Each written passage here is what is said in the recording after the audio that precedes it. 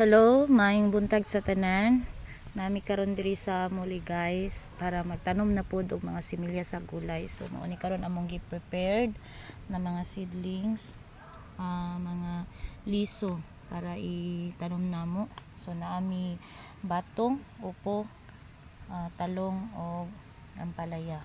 So nag-prepared mi karon og tanuman niya guys. So amo itorta mo kadyot. So mao ni siya guys ang area nga among gitanuman. So buhatan pa namon ni siya bahay-bahayan na arkuhan namon na siya para nigtubo niya mag adto sa babaw tanan ang iyahang mga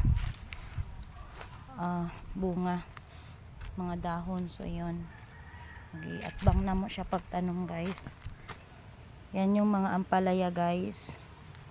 Dito naman nakatanim yung mga upo kasi yung upo kailangan talaga ng